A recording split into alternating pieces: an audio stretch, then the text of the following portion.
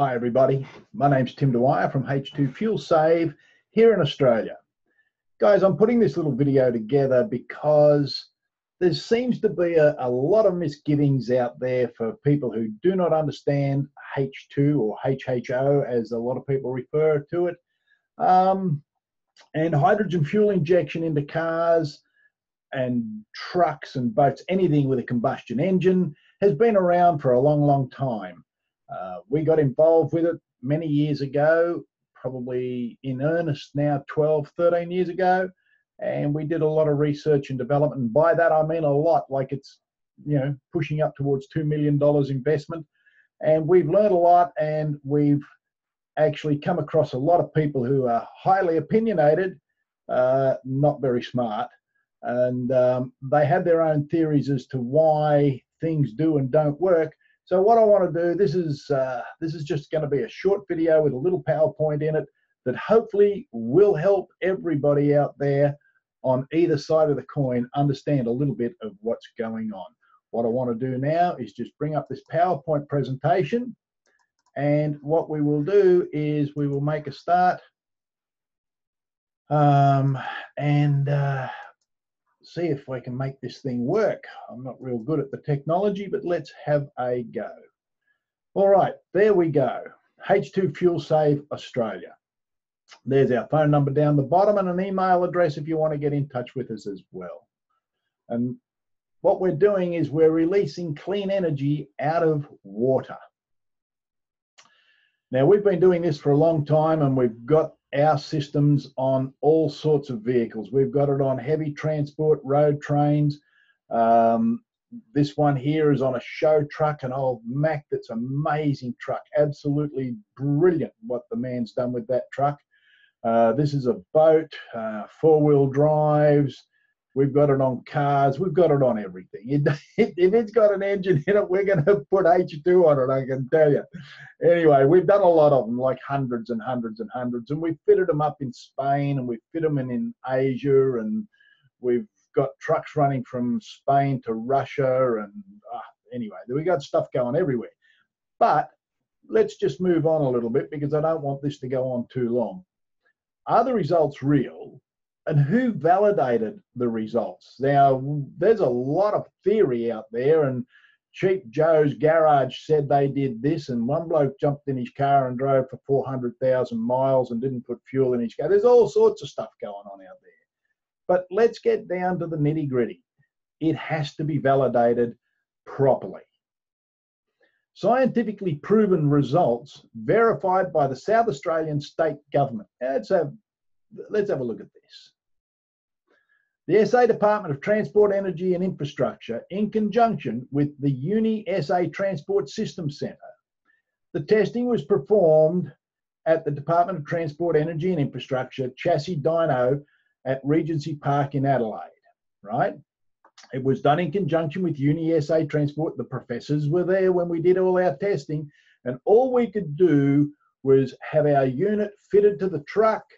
They took the truck in, we couldn't do anything. They put it on the dyno, and it was a simulated dyno. They could pick out any road they wanted, and the rollers would have the resistance on them to indicate hills and so forth. The challenge we had with this test was the truck that we took in there, it was only pulling about 40 odd tons, so we had it set for 40 odd ton. The chassis, the truck itself, was capable of 68 ton, and so they set the rollers up at 68 ton. We didn't know that, and so we had less. If we'd have had it set for its proper maximum weight, then we would have got a better test. But anyway, the test is pretty good. Let's not worry too much about that. So is that a reasonable place to do test? People will sit there and say, well, who's tested it? Well, we're the only people, as far as I know, that have government certified, verified testing data results. All righty. Now, this bit here, guys, what I want to do is, this is for all of those who yell from the rooftops that HHO is all BS. And there's people out there who on YouTube tell us they're going to give us the one-fingered salute because we're all tin-foiled hat wearers. And for all of those that have read the textbooks, but you've never had an original thought of your own, but bag the crap out of the thinkers and the real doers. As we go on, this next bit's for you. But it's also for those of us who have a go. This is for those who put our money and our sweat on the line, for the dreamers amongst us, for those of us who imagine a different way, for those individuals who awaken every day with a passion for their project. And all of our small voices, when raised together, will sound like rolling thunder coming out of the past that limits thought, that limits visions and belittles our tested and true results. A past that has locked the minds and blinded the eyes of the very people who should be lifting us up so as that we might bring the world and all that's in it to a better, healthier, brighter, more joyful way of being. This is for all of us. The Emission Testing Centre, South Australian Government logo, Vehicle Emission Testing Facility. Let's have a look. The vehicle registration number of the truck is there, the make and model. It's a Western Star, right? It's 68 tonne gross. It's done 73,253 kilometres. And this is the test on straight diesel. Comparative back-to-back hydrogen tests. This is the test on straight diesel. Now, what I've done is I've highlighted the various different aspects here, right? Now, here in segment 1, that is congested traffic. Segment 2, that is residential and minor roads. Section 3 is arterial and section 4 is highway freeway.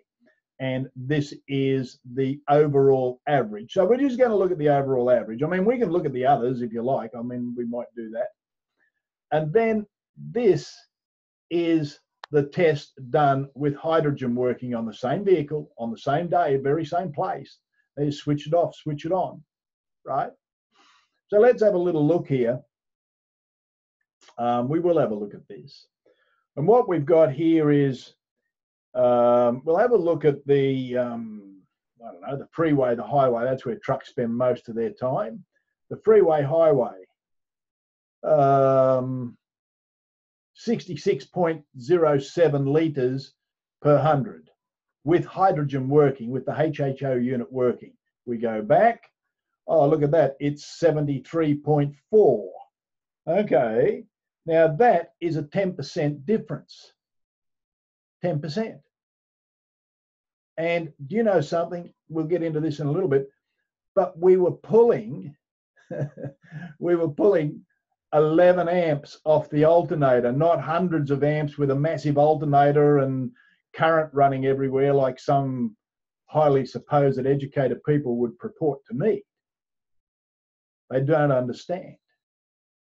Right, let's go back and look at another one. We'll go to, let's have a look at the average. 79.57 litres is the average of all of this, right? With hydrogen running, 79.5.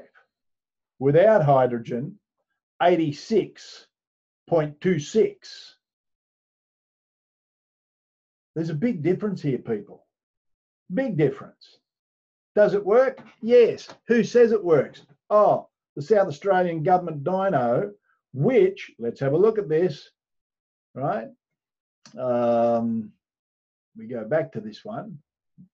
Here, the dyno testing facility at Region Parch, which opened the other month, included blah, blah, blah, the information technology engineering part, Professor Robin King. The facility includes emission measurement capabilities for diesel, petrol, LPG and alternative fuels vehicles, as well as all vehicles and types included in passenger light commercial vehicles, rigid and articulated trucks and buses. right? This is probably the second best system in the country. And I use it because I live in South Australia. If I live somewhere else, I'd use it whatever else they had. The Department of Transport and Infrastructure says the results of the DT80 and QDEC test, emissions testing, show that the fitment of the hydrogen unit has a negative effect on the emissions output of the engine, right? Let's just read that again. Has no negative effect, right? No negative effect on the emissions output of the engine and that it was fitted to, and the fitment of the unit would not result in the contravention of either the Road Traffic Act or the Australian design rules. Thank you. David Gunner, right? So you can use it. Now here's our, I guess this is our poster truck really. Brian Cook, lovely bloke. Cookie and his crew, these guys were fabulous to work with. We fitted a hydrogen unit, and Brian had spent a fortune decking out this truck. I mean, it had like teak floors in it. It had cappuccino machine. It had everything in that truck for his drivers. He wanted to look after them. And it turned out that a lot of the article in Trucking Life magazine was all about the hydrogen. And yeah, he travels from Brisbane to Perth and back every week. So will it damage your motor? Properly designed and built HHO system with proper current controls that produces no steam will not damage any engine component. We've never had a claim against us for damage, and we've fitted the H2 fuel safe system to new trucks prior to delivery with both Cat and Cummins motors in the dealerships.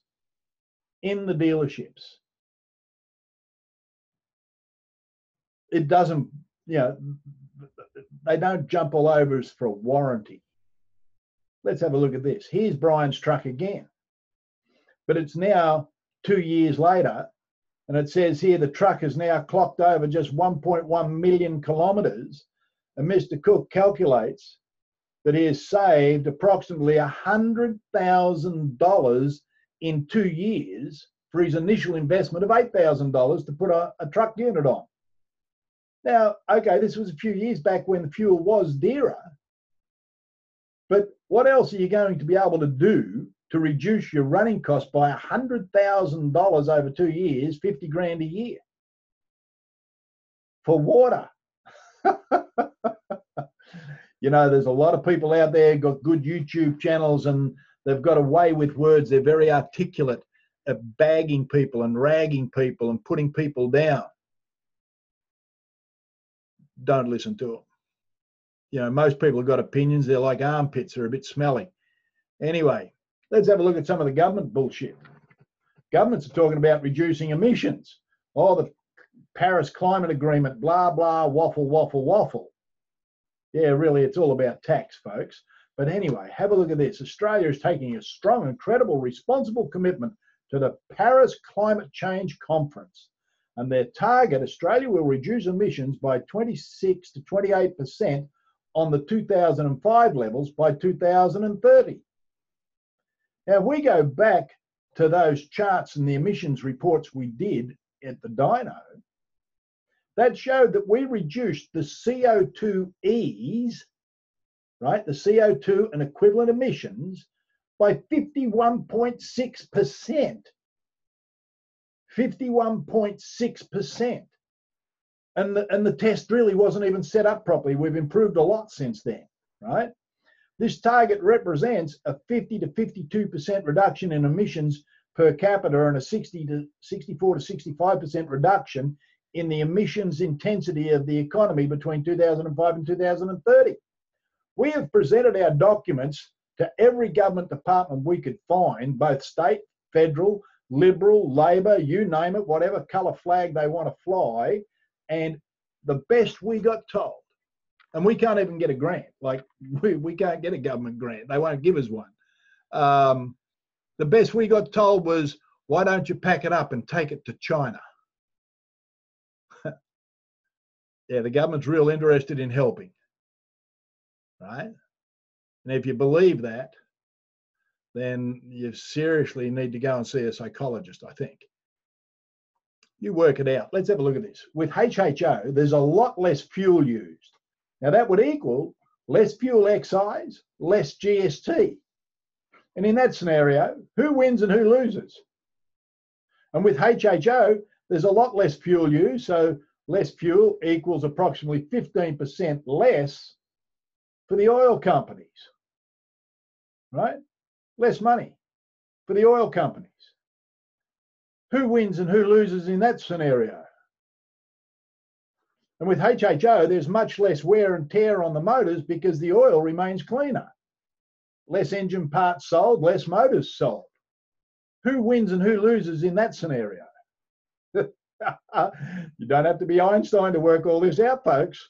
And with HHO, there is over 50% less CO2es, a cleaner environment, and less taxability. Who wins and who loses in that one? And with HHO, the base fuel is water and the residue is water. Who wins and who loses? Do you understand now why there is high-profile people on YouTube bagging the crap out of HHO or hydrogen on demand? I'm not saying who's paying who, but you've got to understand it's the almighty dollar that runs the show. And why do you think when we've applied for grants we can't get them? Why do you think that every time we've talked to engine companies about putting this on as a way of reducing emissions right there in the combustion chamber, they don't want to talk to us? Because they get money from the oil companies for engine development. They don't care if your engine uses more fuel. That's up to you to pay for. Guys, there is so much going on here. Look, I don't care what side of the world you're on. If you can find a really good hydrogen unit, something that's really well made, not a glass jar, not a plastic anything, but something really well made, get onto it. Support these guys. They're out there putting their money and their sweat on the line trying to make the world a better place. Now, this is a different approach. This was a different truck. This is a Freightliner out of New South Wales. Now, the fuel figure for the trip that they just completed, the truck travelled 11,200, goes basically right around Australia. And it used 4,700 litres. This equates to an average fuel burn of 2.38 kilometres per litre. This is a burn rate of 42 litres per 100. Now, before we fitted the hydrogen unit, it was 1.95 instead of 2.38. It was 51.28 litres per 100 instead of 42. Right? So the Freightliner truck, this thing had a D-Deck Series 60 Detroit motor in it, and it had been fitted with a H2 system. It's completed its second trip, and the results equate to a reduction in fuel consumption of 17.5%. Now, that's above what we say we're going to give you. But that's good luck to this guy. This is a savings of 9.2 litres per 100 kilometres. Now, you've got to get your head around this. I want you to watch this video a couple of times. Right? Or approximately $14.80 per 100 Ks savings in dollars. And that's with a diesel cost back then of $1.59 per litre. The 17.5% reduction alters the running cost of this particular truck in the following manner. If diesel's $1.59 and you reduce that by 17.5%, the effective cost of fuel is $1.31. Now, here's where it gets exciting, because if the government weren't full of BS and fluff and being paid off by the oil companies and everybody else out there, if we had actually some honesty in Parliament, this would be world-breaking news. This also equates to a reduction, now listen to this, of 18.54 kilograms of carbon per 100 kilometres travelled. This is based on Shell Australia's calculations on the amount of carbon per litre of burnt diesel. On this one trip, that is a reduction of just over 2 tonnes of carbon plus a savings of just over $1,500 on their fuel bill. Don't try and tell me H2 doesn't work. Don't try and tell me you're going to need tens of thousands of watts of current to produce enough hydrogen to do anything in the first and the second and third law of thermodynamics. All you've done is learn it out of a book. You've never actually looked for a solution, but you're happy to parrot books and professors who've never left school. They've just stayed in universities and schools. We build a light truck unit as well. You know, if you've got a four-wheel drive or a rigid truck, you got a vehicle that's got a diesel particulate filter on it, good luck, because it's going to fill up and you're going to pay. If it's on a four-wheel drive, you're going to pay $4,000. If you're going to put it on a truck, you're going to pay between $9,000 and $12,000 for it, because it will fill up unless you burn all the carbon in the combustion chamber. Anyway, that's just worth a thought. So guys, what I want to do is I just want now to encourage every single person out there, if you're building a hydrogen unit, please stop playing with the plastic. Make something really strong. Make something, I know it costs money, right? You can't do it cheap, because cheap will break. Cheap won't work. You won't help the industry. You can do it for yourself, but don't try and sell, right? Market a product that will never give up. Market a product that just will keep going. Like, we've got our systems out there, and some of them are up to 4 million kilometers and they're still working. So all I want you to do is understand that hydrogen works. You can put it on boats, trucks, cars, four-wheel drives, bulldozers, graders. You can put it on anything you like, headers, tractors, harvesters, and it'll work. So all I want to do is wish everybody a great day. And I hope that your project is really coming along strong. And together, don't ever stop dreaming. Don't ever stop believing, because the naysayers at the moment are having their say and they're waving a big flag. They're trying to baffle people with BS, and the government are taking all the handouts they can get from all the big companies they can find. Don't let that dismay you. Better times are coming, guys. All righty, this is Tim from H2 Fuel Save saying bye for now.